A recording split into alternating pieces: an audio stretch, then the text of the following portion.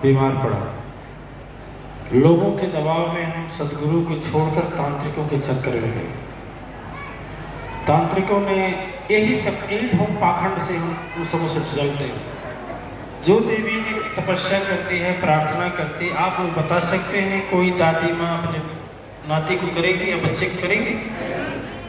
अरे बच्चे को झापड़ भी मार देती है, लेकिन दादी अपने नाती को थप्पड़ तक नहीं मारती है। एक मतलब शुद्ध और पवित्र देवी को लाक्षण लगाया। इधर लाक्षण इसीलिए तड़ कर करते हैं सब तांत्रिक से। ऐसी से उन सबों से हम जब का उपा जाए तो हम गोली ने तो गोली तो मारी थे, गोली भले न मारे, गोली तो मारते कि मेरे यार तुम्हारे सुधर जाइए और फिर स्वाहे हो जाए, तुम इसे क्यों। तो उस देवी जैसे शक्ति देवी को लाक्षण लगाया कौन कि यही अपने नाती को मार डाल रही है। सोचिए, अब इतना बड़ा ढोंग पाखंड और कहा कि 40,000 रुपया जमा करिए, आपके घर में भूत है, ग्रंथ हम जाकर निकालेंगे। इन सबों का यही है कि मस्तिष्क को पढ़ लेते हैं, फिर जो कमजोर बुद्धि का होता है या कम पढ़ा लिखा होता है उसको डरा करके पैसा वसूलते हैं और जीवन भर अपना गुलामी कर लेते हैं। कितना तो धर्म का भी शोषण करते हैं, नहीं होता है, सुनने में आता है कितनी मात्र शक्तियों का अस्तित्व लूट जाता है, ढोंगी और पाखंडी लूटते हैं। लेकिन बात यह है कि वह दुष्ट लोग इनके साथ वैसा भी किए।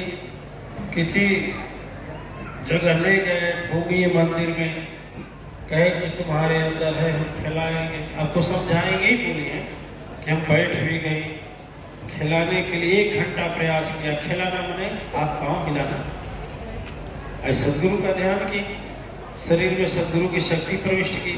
तो क्या करते हैं, अपने पास से भेज देते हैं। लेकिन जब सदगुरु की शक्ति अंदर प्रविष्ट कर गई तो क्यों जाएगा।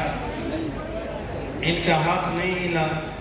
दूसरा बोला कि तुम करो, यहाँ तक कि इसका मतलब पंचायत की तरह पर था, बड़े बड़े लोग थे तो वो भी हिलाना, वो भी हार गया, वो भी नहीं हिला पाया।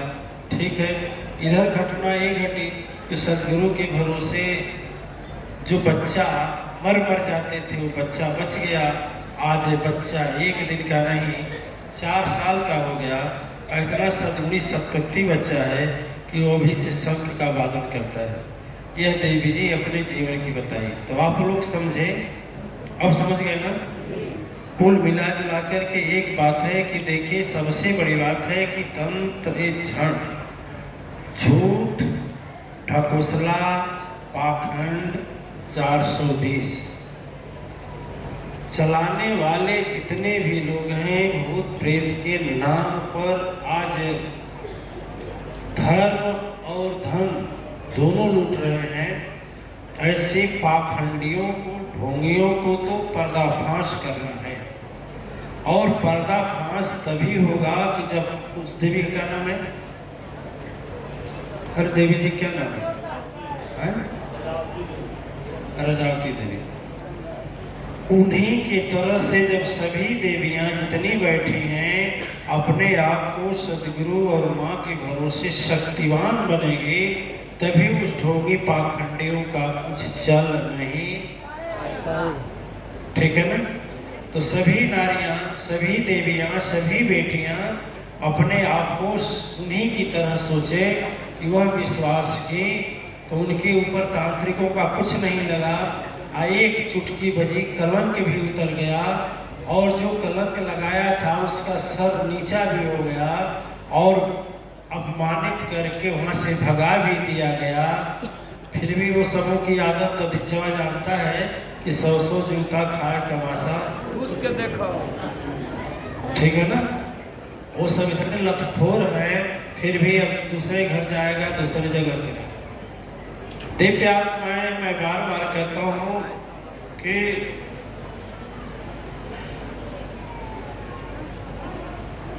अच्छा, एक और अटल का साथी है। अटल का साथी है, उसे घर तांत्रिक आया, कहा 75,000 रुपया लेंगे तेरे घर में गणत है। ये गणत क्या होता है? गणत क्या होता है? गणत लोग बोलते हैं कि उसमें डाल देते हैं हड्डी उड्डी फलाना ढेकाना। जिंदा आदमी कुछ नहीं कर पाता है तो मुर्दा कुछ करेगा? बोलो, समझ रहे हैं? कुछ कर पाएगा? डरपोक रहेगा तो कर पाएगा, हैं? डरपोक रहेगा तो वो उसी का करेगा, और जो नहीं डरेगा, जो सोचेगा गुरुजी और माँ है तो क्या करेगा। तो आज का युग ये बता रहा है कि आपको उसी तरह से एक वीरांगना बनना है, एक तरह से स्वयं को माँ काली और माँ महिषासुरमर्दिनी बनना है। तब ये ढोंगी पाखंडियों का पर्दाफाश होगा और इनका अंत होगा। अंत हो रहा है, बहुत तेजी से अंत हो रहा है। जहाँ पहले वाले आश्रम है वहाँ पर बहुत ज़्यादा सब जाते थे पूर्णिमा के दिन, पूर्णमासी के दिन, इतना ज़्यादा हत्याएं की जाती थी जीवों की। अब वो देख रहे हैं कि जब से अपना आश्रम बना है धीरे धीरे संख्या कम होती जा रही है। ठीक है, तो हाँ 90% समाप्त हो गया, 10% बचा है, और 10 साल और दधीज साथ देना तो वो खत्म हो जाए, जीरो हो।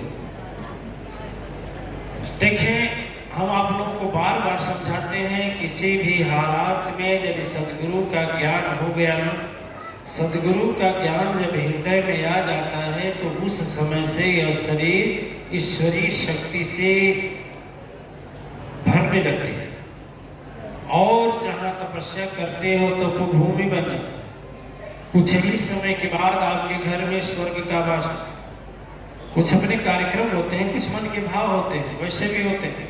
बोले ना, मातेश्वरी परिवार के अन्नदाता जो गणेश भगवान है, जब से वह कार्यभार संभाले हैं, लगता है बताए ना, आज तो हम गए तो पूरा गेट से वहां तक मैट नहीं था। वह हृदय का एक बहुत बड़ा प्रेम फूल था, प्रेम का सुमन था, श्रद्धा का रास्ता था, और फूल सजने वाला एक वह पंथ था जिस पर हर एक कदम पर जहाँ कदम पड़ता था वहाँ से सुगंध आती थी, हृदय से श्रद्धा और विश्वास। यह सबके अंदर है। गणेश भगवान पीएचडी नहीं है, पीएचडी नहीं है, लेकिन ऐसा भाव है उनके अंदर, अब कोई कहता भी नहीं है, लेकिन उनके अंदर ऐसा भाव है कि वो स्वतः प्रकट होकर के ऐसा महान बनाता है। आचार्य लोग को कहते हैं आप भी जाकर देखिए, जब देखेंगे तो आपके लोगों के अंदर भी परिवर्तन आएगा धीरे धीरे। दिव्यात्माएं, मैं यही कहूँगा। अच्छा, आपको क्या लगा वो देवी झूठ बोल रही थी? झूठ बात पकड़ा जाता है ना, झूठ नहीं बोल रही थी। क्या लग रहा था कि उनके वाणी में सत्यता था? सत्यता था ना? जब सत्यता था तो आप सोचिए, यदि वह विश्वास और भाव रख करके एक नहीं सैकड़ों तांत्रिकों को दुत्कार करके भगा सकती हैं, तो क्या आप उनकी जगह आप नहीं कर सकते हैं? नहीं कर सकते। ये सब यही नहीं बोलते हैं फलनिया देले है, ठगनिया देले है, तो काकी के नहीं हरवा के है, तो भैंसवा देले है, तो क्या बोलते हैं नहीं कपड़ा में ठोकले है, तो छतिया मारले है ना। आए सब दिव्य आत्माएं, मैं गारंटी लेता हूं, सब ढोंग पाखंड के अलावा कुछ नहीं है। जो डर जाता है वही एकदम मर जाता है, मर मर कर जीता है।